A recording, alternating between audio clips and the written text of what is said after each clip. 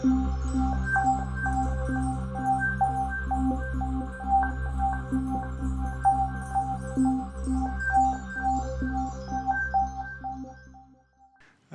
Albert Einstein.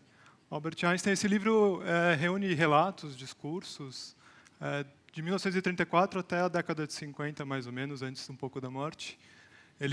O Einstein tem um zelo pela liberdade. Ele diz lá: por liberdade entendo condições sociais de tal qualidade que a expressão de opiniões e afirmações sobre assuntos gerais ou particulares do conhecimento não acarretem perigos ou graves desvantagens para quem as faz. Então, beleza, se a gente tem um ambiente seguro, um ambiente pacífico para exercer a criatividade, para o Einstein é um valor a liberdade, né? Mais para frente, no mesmo discurso, ele fala sobre as escolas, não tão bem, mas as escolas podem prejudicar o desenvolvimento da liberdade interior através das influências autoritárias e através da imposição aos jovens de cargas espirituais. Essas cargas espirituais não de religião, mas de mentalidade mesmo, da concepção do tempo e do espaço, que a escola, através das notas, das grades curriculares, todas as sequências todas estruturadas, acabam por reduzir a capacidade de liberdade do indivíduo. A primeira vez que eu tive essa oportunidade de tratar com liberdade, eu fazia estágio ainda na Unicamp. Tinha uma escola do sítio, ali perto, que dava liberdade para os estudantes escreverem seu próprio livro de ficção. Ali, na quinta série, dentro da disciplina de língua portuguesa. Na verdade, é uma gestão inteligente do tempo de sala de aula. Se a gente para pensar, a língua portuguesa tem mais ou menos, durante uma semana, ali a oportunidade de ter 5 horas com cada estudante em cada série. Se a gente extrapolar, pensar num mês, são 20 horas de língua portuguesa para cada estudante em cada série. No ano, 9 meses, mais ou menos, um ano letivo tem 180 horas. Ali, nessa escola do sítio, ela liberava dessas 180 horas, mais ou menos 25%, 50 horas dedicadas ao estudante fazer isso. Escrever o seu próprio livro de ficção de fato, escolher o seu herói, escolher a sua história, a personalidade dos personagens, os conflitos, ter tempo para entrar em crise e tudo mais, e escolher como e quando colocar o seu ponto final também na história. E isso vai engrenando, as aulas de artes acabam também fazendo parceria, e os alunos começam a aprender técnicas de ilustração, de fazer a ideia engrenar, né, as ideias literárias, e com diferentes formas de você poder ilustrar. E com o advento da tecnologia do computador, jogar as imagens para dentro do computador, para um editor de imagem, e aí trabalhar o título, a sinopse, o nome do autor, de conseguir fazer o processo, tanto de escrever o seu próprio livro dentro de sala de aula, mas transportar as técnicas de ilustração e diagramação para poder fazer o seu próprio livro de fato. Mas é mais do que isso, né? Na verdade, é um produto que fica pronto, né? Então, você consegue ter ali todo o processo da ideia de construção, fazer acontecer diversas cópias, preparar uma noite de autógrafos, chamar os pais, as mães, os avós, as vovós, tudo mais, fazer uma grande festa que gira em torno da literatura, simplesmente, né? O primeiro livro surgiu dali, da escola do sítio, de fazer a cultura literária rodar pela sociedade e de uma forma em que coloque os estudantes de uma forma ativa ali, que eles consigam simplesmente se sentirem autores dentro de sala de aula. E ganhar um dinheirinho ainda, né, vendendo as cópias para os seus familiares também. Mas não é uma atividade nada fácil mesmo, construir uma atividade que gira em torno da liberdade. A gente está mais do que acostumado na nossa sociedade a não conseguir fazer com que isso aconteça se a gente não tem uma reflexão diária ali dentro de sala de aula para que a gente confie, de fato, na autonomia das crianças e dos adolescentes. Então, imagina que você é pai ou mãe de uma aluna que está participando do projeto Primeiro Livro, vai lá, fuçar um pouquinho, abrir o documento que ela está escrevendo, para saber como é que anda, né? E ali, rolando, você se depara com, no comecinho lá do 3º capítulo, a aluna escreve ali: novo ano, nova sala, novos alunos, nova vida, uma bosta. E aí, censura ou não? Eu proíbo ou não? E muitas vezes a dúvida nem vem como uma dúvida, mas como uma proibição. Você não deve utilizar a escola como espaço para utilizar palavrão, você não pode usar a escola para ferir a moralidade. E se a gente para ler o texto de fato, né, novo ano, vírgula, nova sala, vírgula, novos alunos, reticências, nova vida, ponto. Olha a gradação da pontuação que uma aluna de 11 anos está fazendo. Outra coisa, né, trabalhar a expectativa do novo, do nova, do novos, do nova, a gente imagina que é algo bom ali e que a gente tem frustrado essa expectativa. Então, uma aluna que está pontuando como gente grande, que trabalha a expectativa do leitor, que tem um senso de ironia, e nós adultos vamos olhar para uma bosta, né, para proibir, para ajudar um pouco nessa reflexão de que, de fato, a gente precisa confiar na liberdade, na autonomia das crianças. Uma outra aluna vai entrar aí na tela para defender também, argumentar.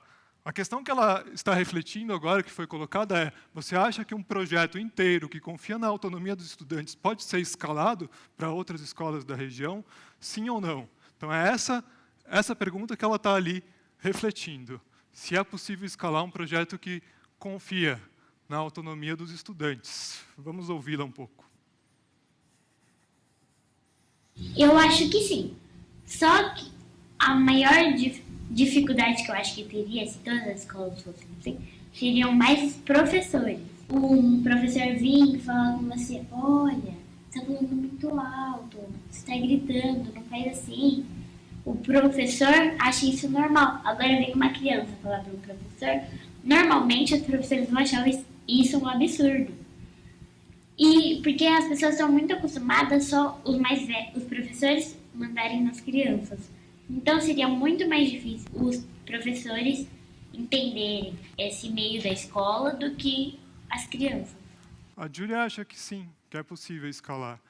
E ela acha que o principal empecilho que coloca os estudantes numa situação cronicamente passiva somos nós, os adultos, né? Vou apresentar agora uma outra aluna que participou do projeto Primeiro Livro, é a Tati. A Tati é aluna com necessidades especiais, e a aluna com necessidade especial é um caos para nós professores, porque ali em sala de aula a gente vai ter uma criança que está num ambiente que está todo preparado, todo controlado, as sequências didáticas estão todas prontas, as avaliações estão prontas, as lições de casa que vão para os estudantes estão prontas, e a Tati vai falhar em praticamente todas, né? Ela não vai conseguir nenhum. Se a gente olha ali no texto dela, a gente vê um caos a princípio. A gente simplesmente não sabe como é que ela vai aprender de fato, né? Então, a gente respira fundo, vamos ensinar apenas vírgula para ela. E ela aprende vírgula, que nem uma máquina. Que, vírgula, Rida, vírgula, Mônica, vírgula, eu, vírgula, que, vírgula, Ria, vírgula. Né? Fala: o que eu vou fazer com essa menina dentro de sala de aula? Né? Como é que eu vou explicar para ela que ficha é uma palavra só, não duas? A Tati tinha a mania de escrever de vez em quando, tudo junto, de vez em quando, como se fosse uma única palavra, né? São 4. Um caos, né? Dificuldade. E se ela, então, em vez de seguir o currículo tradicional, não escrevesse um primeiro livro no projeto, como é que ela daria, tendo liberdade possível para simplesmente escrever o seu próprio livro, inventar a sua própria história? Bom, a Tati fez a história do João, um menino. Olha a mãe do João aí. Olha só esse desenho, né? Olha as expressões do olhar, o tamanho da boca, o cabelo. E a mãe do João, logo no primeiro capítulo, já morre, né? O João não tem pai e a mãe do João é atropelada ali no primeiro capítulo e ele fica órfão tão cedo na vida.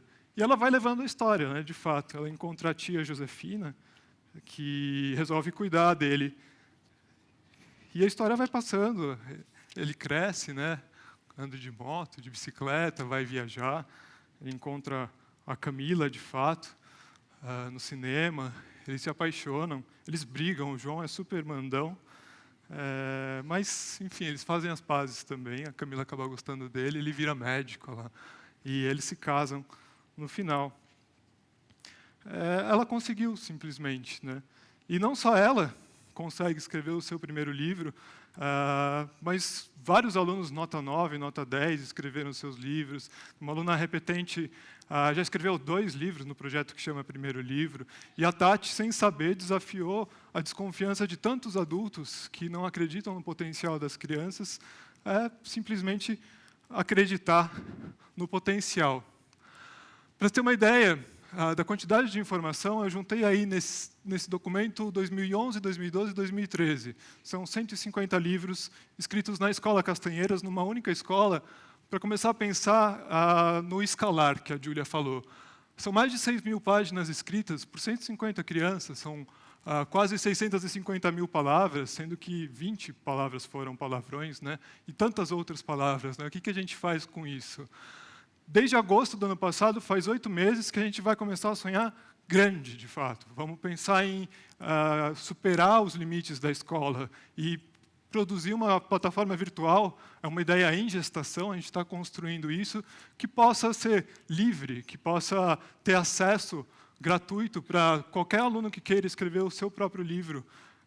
Uma plataforma que não tenha só apenas um editor de texto ali para que ela escreva, mas que tenha acesso, por exemplo, a todos os outros livros escritos por outros estudantes de diversas regiões.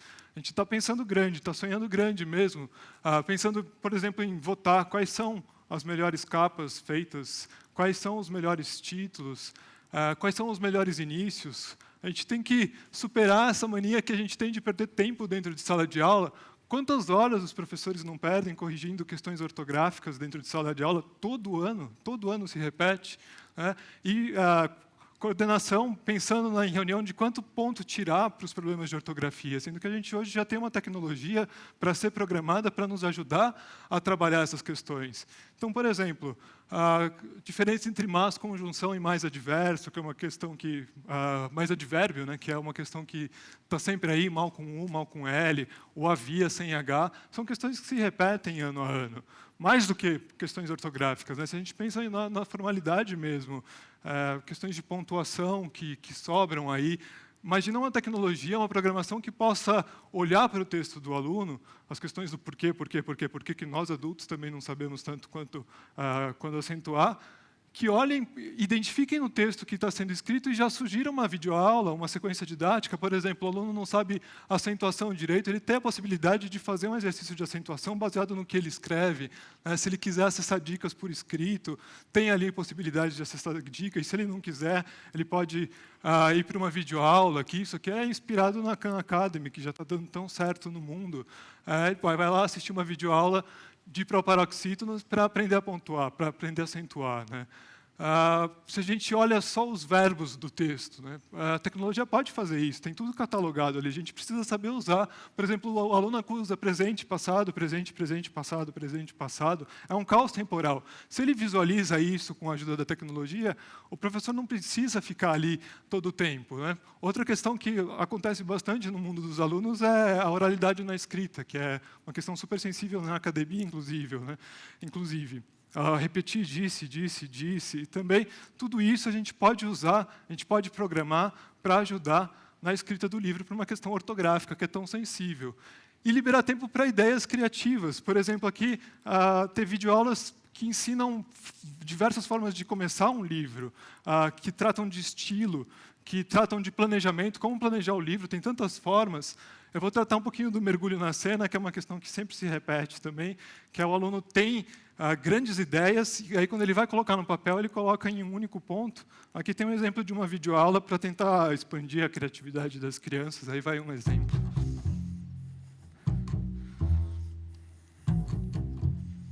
Pavel foi atravessar a fronteira correndo, no meio do caminho levou um tiro de Dmitri. Aprofunde esta cena, faça os leitores sentirem a emoção do tiro.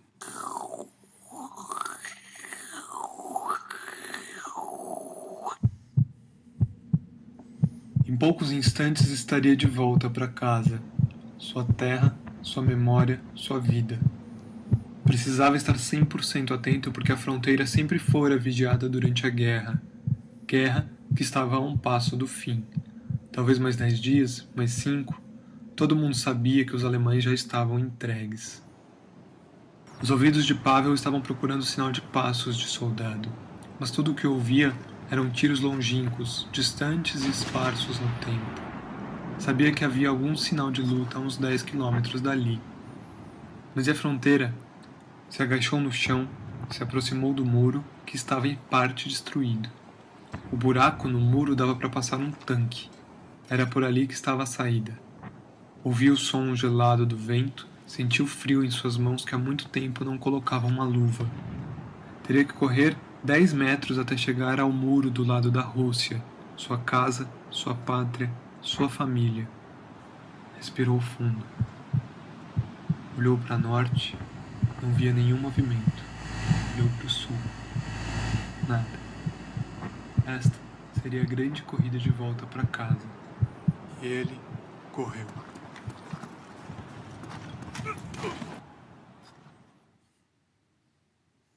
Uma única pessoa assistiu à corrida deste homem desesperado, justamente Dmitri Burakov, o guarda da fronteira. Ele vigiava a cena. Dmitri cumpria ordens explícitas: matar qualquer um que atravessasse para o lado leste. O guarda mascava um chiclete que havia muito tempo estava insosso, chiclete duro e sem gosto como o vento do inverno. Olhava a fronteira a aproximadamente 50 metros de distância através da sua lente de 400 milímetros acoplada à sua sniper. O mesmo vento que batia frio do lado de Pavel batia frio do lado de Dmitri. Ele olhava quase que em meditação profunda, reduzindo os batimentos do coração. Sabia muito bem como cumprir ordens. Atenção. Mate qualquer um que atravesse para leste era uma missão que exigia atenção. Foi então que, através de sua lente, viu Pavel correndo entre os dois muros. Não o reconheceu na hora, mas reconheceu sua missão. Um tiro forte ecoou dos dois lados da fronteira. Mais do que uma plataforma virtual que incentive a criatividade, incentive a liberdade, a gente tem que pensar como Einstein ali no começo, que pensa em ter um ambiente seguro, um ambiente pacífico em que a gente possa, de fato, confiar e acreditar que possa acontecer e que tantas crianças possam participar de uma criação dessa numa escola que, em tese, é um lugar que a gente precisa acreditar nas pessoas. A gente vai mudar esse ano na Escola Castanheiras a gestão de sala de aula, vamos fazer diferente, já influenciado pela plataforma que está em gestação. Um professor geralmente tem 20, 30, 50 estudantes ali para ler o próprio livro. Imagina a dificuldade que isso não é. A gente vai fazer diferente, a gente vai colocar os estudantes ali na frente, no centro, e convidar os alunos mais velhos do ensino médio para fazerem tutoria um para um, ali um estudante experiente acompanhando um livro de uma criança. Aí, mais do que isso, a gente vai pedir para o pupilo escolher um familiar confiável, um irmão mais velho, um tio, uma avó, para também acompanhar. 2 mais experientes para acompanhar um único livro, em vez de ter um professor para acompanhar 50, uma professora atolada de serviço. Vai ser difícil, vão chover críticas, lógico, de mudar a dinâmica dos professores, mas não vale a pena? Quantas ideias que a gente não vai poder tirar de uma avó que está ajudando o neto, que pode servir para fazer na plataforma virtual também para ajudar outras crianças? Quantas ideias um estudante mais experiente não pode ter também? Acho que educação é isso, a gente precisa confiar não só nas crianças, mas desconfiar dos adultos para confiar novamente, não só no professor. Eu vou terminar com a Tati, uma super autora. Aí, a gente sabe que o João perdeu a mãe ali no começo do livro, e ela tem um capítulo destinado ao cemitério. Ele estava feliz porque sempre ia visitar a mãe no cemitério com sua tia. Um dia ele levou flor e ficou emocionado, porque eles começaram a rezar para sua mãe. O dia estava frio, eles usaram muita capa de chuva e guarda-chuva, e alguns ficaram molhados. O João deixou uma flor para a mãe. A flor cresceu muito e ficou muito grande, o João plantou na natureza. A flor virou uma árvore. É isso. Essa é a experiência do primeiro livro. Tá aí.